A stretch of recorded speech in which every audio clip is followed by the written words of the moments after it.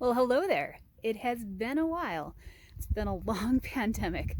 I am in Joshua Tree National Park today getting a backpacking trip in. It's a backpacking trip I wanted to do in January, and it is now April. So that just shows how my life has been going this past year.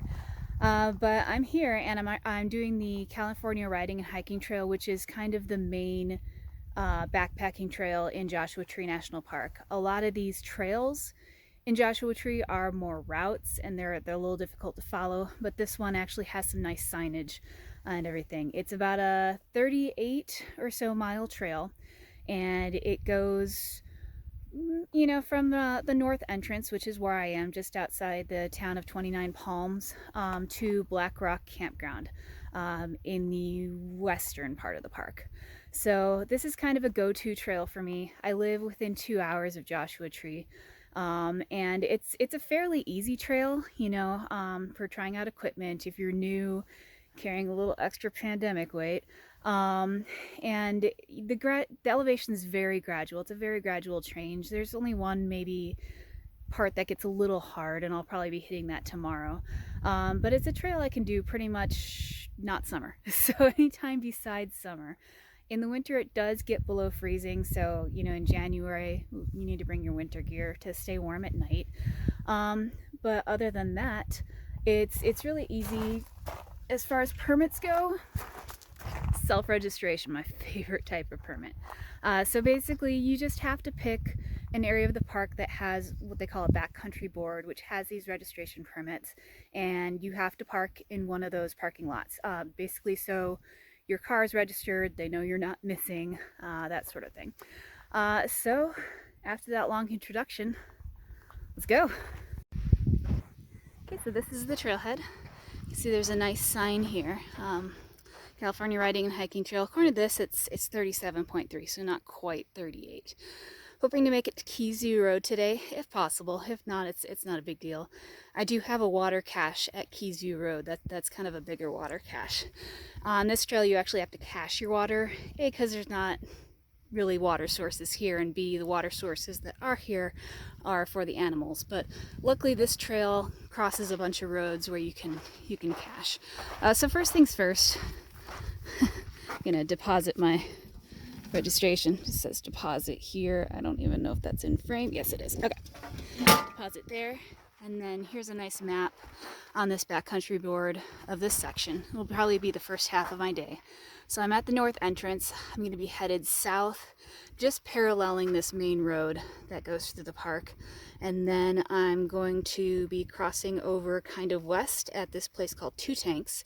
There's a B there. There's another backcountry board. I cached a little bit of water there. And then kind of doing this weird triangle thing and crossing Geology Tour Road, which is a four-wheel drive road. And then the trail heads west from there. But each of these backcountry boards has a little map of the area. So headed forward. Headed, I would say, up this valley because there is a little bit of elevation gain, but technically I'm headed south. Okay, we've got first mile marker. There are mile markers for every mile on this trail. We got one down and 36 plus to go. Let's see. Okay, yeah, so over here, if you're coming the other direction, same thing. Here's markers on the other side. It's just I've done the trail in the opposite direction before, and coming from, there's that west to east, there aren't markers like the opposite markers for that direction on all of them. So sometimes you gotta go the other side of the sign and subtract to find out where you were. But as you can see, easy trail so far. I just passed a whole bunch of areas that were completely lined with rocks, so they try to idiot-proof this as much as possible. I've definitely blown past idiot-proofing before though. And let's see, no cars coming right now, but just before that big hill is the park road. And then looking back this way is 29 Palms. Probably can't see it in the screen, but I can actually see the entrance station. So that's the valley below Joshua Tree. And this is the valley I'm in right now. just the opposite side. I'm a little bummed in that this time of the year, these little plants should be a lot more green and have maybe some little flowers. Should be little flowers just scattered around here, but Southern California didn't get a lot of rain this year, so kind of a sad flower bloom.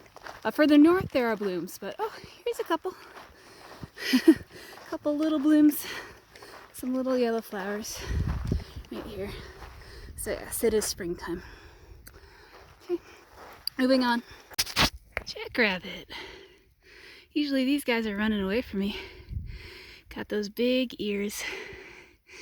Must be pretty used to humans though. Big ears can definitely hear me, but one of the cool desert animals out here. I did see a bobcat the last time I was in this park, but usually it's little, you know, chipmunks or bunnies. So this one's a jackrabbit. Oh, there he goes. Hopping away. Well, hopping a little bit away. I'll let him be. I have a lot more valley to walk. Little snaky on the trail. So tiny, I thought he was a stick. Not sure what type of species this is. This is obviously a non-venomous one. I mainly know the gopher snakes, because I see them all the time, and the rattlesnakes. But this one is a beautiful little itty bitty snake. Tiny little head. Warming himself on the trail. Good thing I saw him. I don't want to step on him. Give him a wide berth. Keep going. Still have not reached the end of this valley. This is Bell Campground over here, so I'm getting kind of close. It's one of those first come first serve campgrounds, and I mean, good luck with first come first serve campgrounds. If you want to camp in Joshua Tree, one of the campgrounds, I really recommend making a reservation and making it early. Starting to pass some of the cool bouldery areas that Joshua Tree National Park is known for, and right across the road here where all those cars are, that is 2 tanks. The Trailhead has a backcountry board there, and that's where I cached my first water. I only cached a liter there, so you can kind of see the trail is about to turn. So I'm going to be turning from, instead of going south, I'm going to be going west. And I'm going to be going west kind of towards those far mountains back there. But first stop is that backcountry board. Just pick up my water cache. It was 1 less liter that I would have had to carry these first couple miles.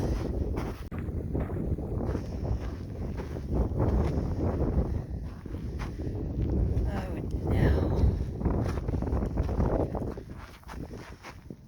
Someone took my water bottle.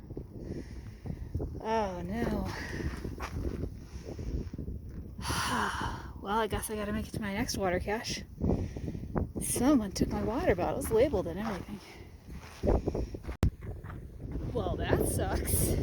I mean, good thing it's a lot cooler now than it has been lately.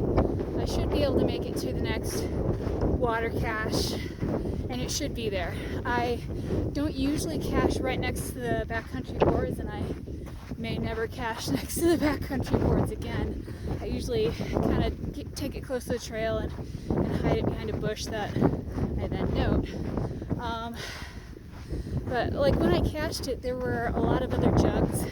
Some of them were for people who had previously hiked the trail, and it said free water, drink me, which don't do that. Like, if you don't use your water, you gotta pack it out. Either gotta come back for it with your car or carry it with you. But rangers may have cleaned it up.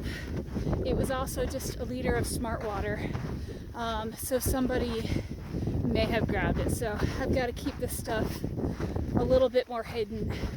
I thought it wasn't going to be a problem, but my water bottle's not there. It was clearly labeled with the date and everything. It also kind of sucks because I use that bottle to mix up my electrolytes. So either the rangers carted it off or somebody doing the day hike there just walked off with my unopened smart water bottle. Okay, this is going to be hard to see in my phone the screen, but another cool animal.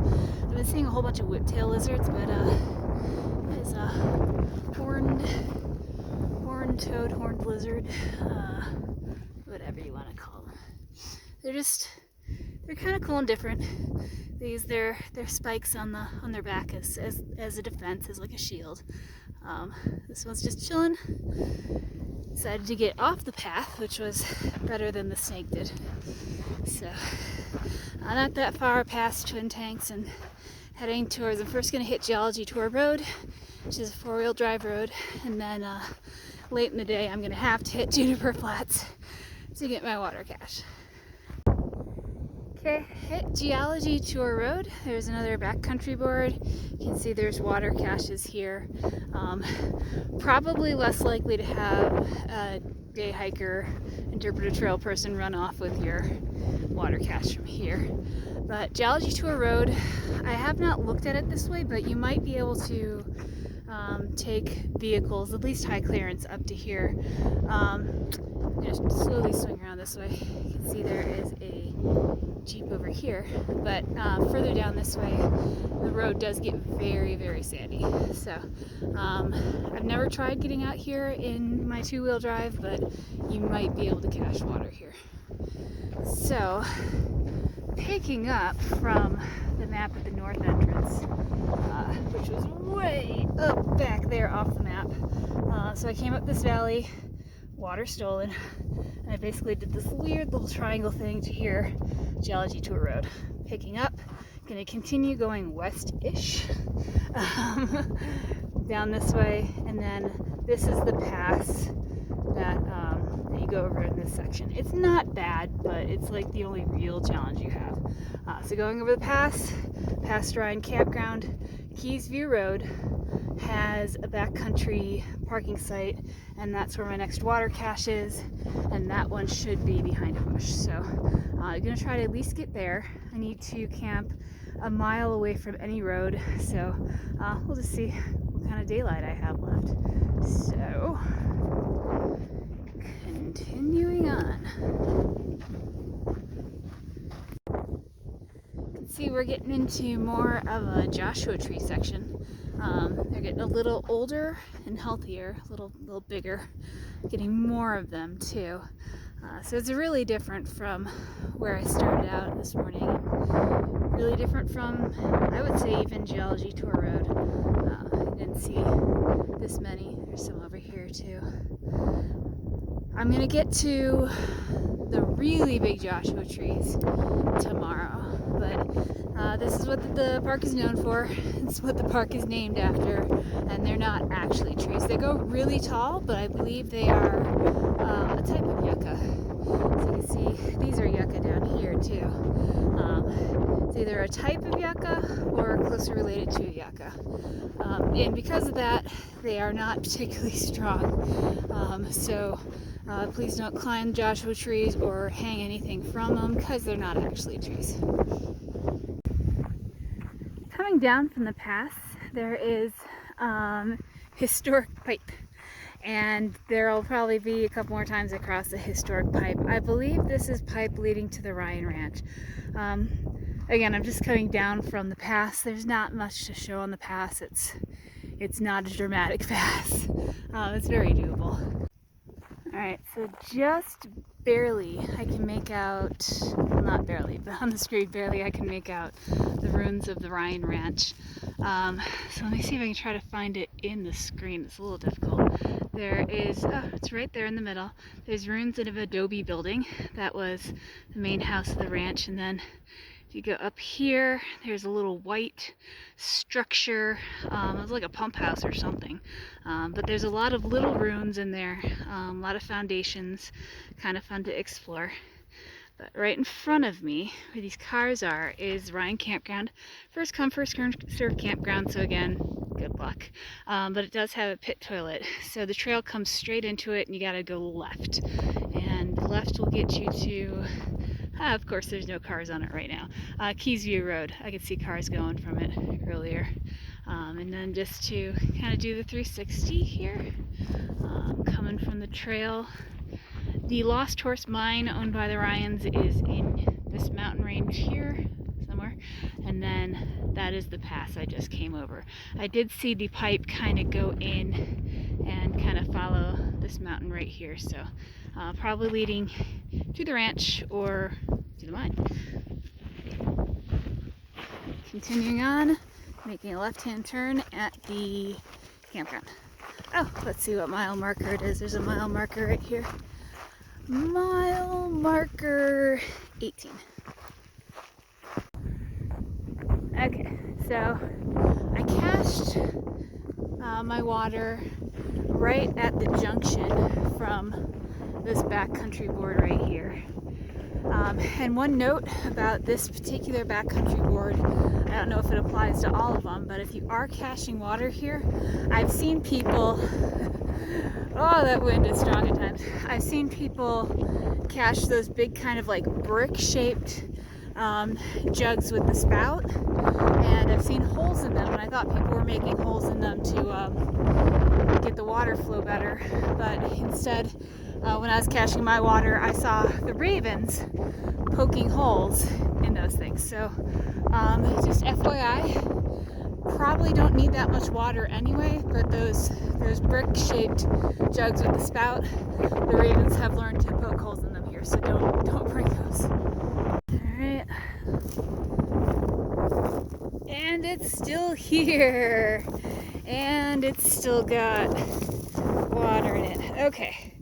So ravens have not poked a hole in it, and it's here, and I can continue my hike.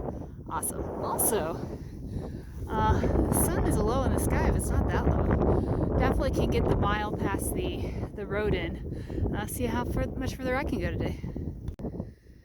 Alright, so I managed to find a little camp spot in between a couple boulders and this nice juniper tree.